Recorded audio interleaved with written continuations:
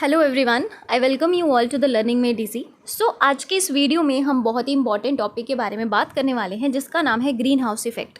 So green house effect को समझने से पहले हम ये जान लेते हैं कि ग्रीन हाउस क्या होता है। ठीक है, so green house is basically a building. ये एक बिल्डिंग होती है जो कि किसकी बनी होती है, ग्लास की बनी हुई होती है। इस बिल्डिंग के अंदर उन प्लांट्स को ग्रो किया जाता है जिनको ग्रो करने के लिए हाई टेम्परेचर की ज़रूरत होती है। अब होता ये है कि हमारा जो सन है वो कुछ रेज़ अर्थ के ऊपर फेंकता है, और ये जो रेज़ होती हैं जैसे ही ग्रीन हाउस के अंदर एंटर करती हैं, यानी कि ये जो बिल्डिंग मैंने ग्लास की बनाई हुई है इसके अंदर जैसे ही सन रेज़ एंटर करेंगी तो सबसे पहले तो ये प्लांट्स के साथ क्या करेंगी, टकराएंगी। कुछ तो प्लांट्स रेडिएशंस को एब्जॉर्ब कर लेंगे, कुछ क्या हो जाएंगी, वापस से रिफ्लेक्ट हो जाएंगी। अब जो ये जो रिफ्लेक्ट हो रही है ना रेज़, ये वापस से किसके साथ टकराने वाली हैं, इन ग्लास शीट्स के साथ। अब ग्लास क्या करेगा ना, इन रेज़ को इस बिल्डिंग से बाहर नहीं जाने देगा, इसको बिल्डिंग के अंदर ही क्या रखेगा, ट्रैप करके रखेगा। इसकी वजह से होगा क्या, इस ग्लास बिल्डिंग के अंदर का जो टेम्परेचर है वो हो जाएगा हाई, एंड हमें यही तो चाहिए था। सो ग्रीन हाउस क्या होता है, green house is a building. Definition को भी हम एक बार देख लेते हैं। Green house is a building which is made up of glass in which some delicate plants are grown, that is those need high temperature to grow. So green house एक ऐसा building होता है जो ग्लास का बना हुआ होता है, और इसके अंदर हम उन प्लांट्स को ग्रो करते हैं जिनको ग्रो करने के लिए हाई टेम्परेचर का ज़रूरत पड़ता है।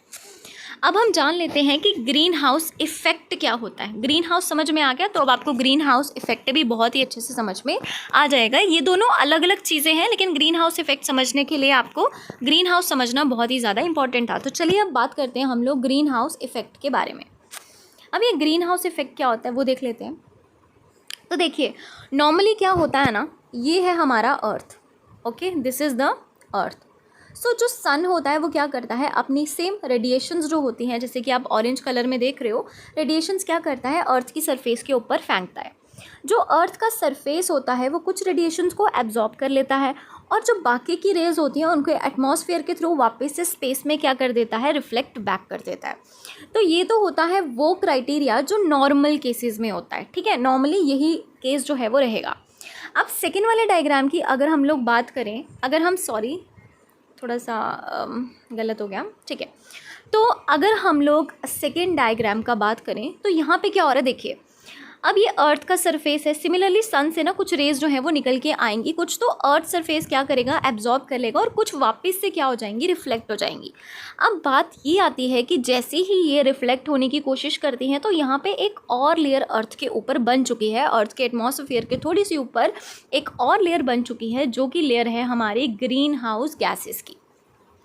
अब ये ग्रीन हाउस गैसेस क्या होती हैं, ये वो गैसेस होती हैं जो हीट मॉलिक्यूल्स को ट्रैप करती हैं। ठीक है, सो ग्रीन हाउस गैसेस कौन सी वाली गैसेस होती हैं, ये वो गैसेस होती हैं जो हीट मॉलिक्यूल्स को ट्रैप करती हैं। ठीक है, अब होगा क्या, जैसे ही सन की रेज वापस जाने की कोशिश करेगी तो ये जो ग्रीन हाउस गैसेस हैं ये रेडिएशंस में से जितना भी हीट होगा, ठीक है, रेडिएशंस में से जितना भी हीट होगा उन सबको क्या कर लेगा, एब्जॉर्ब कर लेंगी। ठीक है, अब एब्जॉर्ब करने की वजह से होगा क्या, अब देखिए गाइस, अगर ये ग्रीन हाउस गैसेज यानी कि अर्थ के रेडिएशंस को एब्जॉर्ब करती है तो अर्थ का टेम्परेचर बिल्कुल क्या हो जाएगा, राइज हो जाएगा। अर्थ का टेम्परेचर क्या हो जाएगा, राइज हो जाएगा।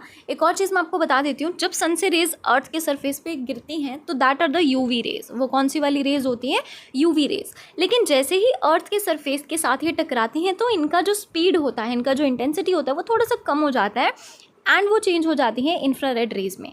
और जब वो वापस जाने की कोशिश करती है तो उस टाइम पे ग्रीन हाउस गैसेज उनको पकड़ लेती है, ट्रैप कर लेती है, जिसकी वजह से हमारे अर्थ का टेम्परेचर जो है वो राइज हो जाता है। इसी चीज़ को हम लोग बोलते हैं ग्रीन हाउस इफेक्ट। तो चलिए डेफिनेशन के थ्रू भी एक बार देख लेते हैं। Green house effect is a process by which the radiations from the sun are absorbed by the greenhouse gases and are not reflected back into the space. वापस से स्पेस के अंदर वो रिफ्लेक्ट ही नहीं हो पाती, वो अर्थ के अंदर ही ट्रैप होके रह जाती हैं। This leads to the rise in the earth's average temperature. इसकी वजह से होता क्या है, अर्थ का जो एवरेज टेम्परेचर है वो क्या हो जाता है, हमारा इंक्रीज हो जाता है। ठीक है, और इसी की वजह से क्या हो जाता है, हमारा green house effect. I hope आपको ग्रीन हाउस इफेक्ट जो है वो समझ आ गया होगा। चलिए अब हम आगे देख लेते हैं कि ग्रीन हाउस गैसेस कौन सी होती हैं। सो अब हम बात कर लेते हैं ग्रीन हाउस गैसेस की। तो जो गैसेस ग्रीन हाउस इफेक्ट करवाएंगी उन्हीं को हम क्या बोलेंगे, ग्रीन हाउस गैसेस। तो देख लेते हैं कौन कौन सी ग्रीन हाउस गैसेस होती हैं। जैसे यहाँ पे वाटर वेपर हो गया, कार्बन डाइऑक्साइड हो गई, मीथेन हो गया, नाइट्रस ऑक्साइड हो गई, ये सारी की सारी क्या होती हैं, हमारी ग्रीन हाउस गैसेस होती हैं। अब कार्बन डाइऑक्साइड की अगर हम लोग बात करें तो कार्बन डाइऑक्साइड का लेवल हमारे एटमॉस्फेयर में ज़्यादा कैसे होगा, अगर हम डिफॉरेस्टेशन कर देते हैं, अगर हम प्लांट्स को कट करेंगे तो उसकी वजह से CO2 का लेवल हमारे एटमॉस्फेयर के अंदर ज़्यादा हो जाएगा। ऐसा क्यों होगा, क्योंकि प्लांट्स जो होते हैं वो इन्वायरमेंट से जो CO2 होता है ना, कार्बन डाइऑक्साइड होती है, उसको एब्जॉर्ब करते रहते हैं। लेकिन अगर प्लांट्स ही नहीं होंगे तो ये कार्बन डाइऑक्साइड भी कोई एब्जॉर्ब नहीं कर पाएगा एंड उसका लेवल जो है वो क्या हो जाएगा, increase. Now second we have the methane. Methane जो है, आप एनिमल्स, अगर आप काउडंग की बात करते हो ना, जो गोबर वगैरह होता है, तो उसके अंदर क्या पाई जाती है, मीथेन गैस पाई जाती है। वो भी एक मेजर कॉज है green house gas, green house effect का, क्योंकि ये जो मीथेन गैस है ना, इसके अंदर भी कैपेसिटी होती है हीट मॉलिक्यूल्स को ट्रैप करने की। थर्ड, अगर हम बात करें नाइट्रस ऑक्साइड की, तो जो नाइट्रस ऑक्साइड है ये भी हमारे इन्वायरमेंट के अंदर किसका काम करेगा, हीट को ट्रैप करने का। अब ये प्रोड्यूस कहाँ से होता है, जो हम फर्टिलाइजर्स यूज़ करते हैं ना, तो फर्टिलाइजर्स के अंदर भी बेसिकली जो अमोनिया होता है वो पड़ा रहता है, जिसका जो नाइट्रोजन है ना वो कंपोनेंट होता है।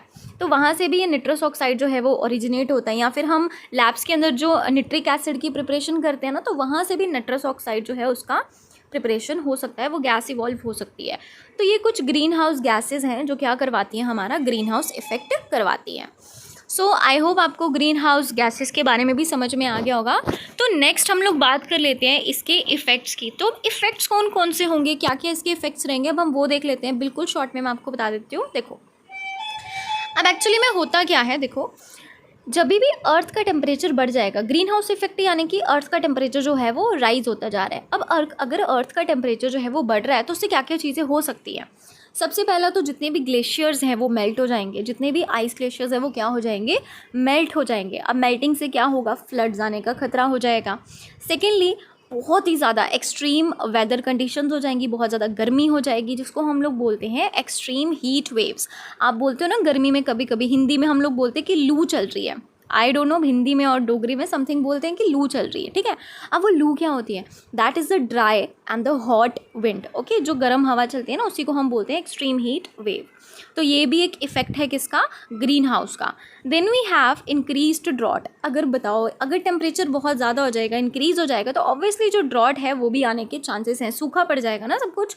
तो ये कुछ इफेक्ट्स रहते हैं किसके, ग्रीन हाउस के। एंड मैं आपको एक और चीज़ बता दूँ, ये इफेक्ट्स जो है ना ग्लोबल वार्मिंग के अंदर भी डाल सकते हो, क्योंकि ग्लोबल वार्मिंग का मेन कॉज ही क्या होता है, ग्रीन हाउस इफेक्ट। तो नेक्स्ट वीडियो में हम लोग डिस्कस करेंगे about the global warming. I hope आपको आज का लेक्चर जो है वो पूरा का पूरा क्लियर हो गया होगा। आप स्क्रीनशॉट्स भी ले सकते हो। एंड नेक्स्ट वीडियो के अंदर हम लोग बात करेंगे अबाउट ग्लोबल वार्मिंग, जिसके अंदर मैं आपको पूरा प्रोसेस बताऊंगी बिल्कुल ही सिंपल वे में। तो अगर आप फर्स्ट टाइम मेरे वीडियो को देख रहे हो और अगर आपको कुछ समझ में आया हो तो प्लीज़ इस चैनल को लाइक भी कर देना एंड सब्सक्राइब भी कर देना एंड कमेंट में बताना भी कि आपको कैसा समझ में आया एंड मुझे क्या क्या चीज़ें अब अपलोड करनी चाहिए। सो मिलते हैं नेक्स्ट वीडियो में, तब तक के लिए बाय बाय।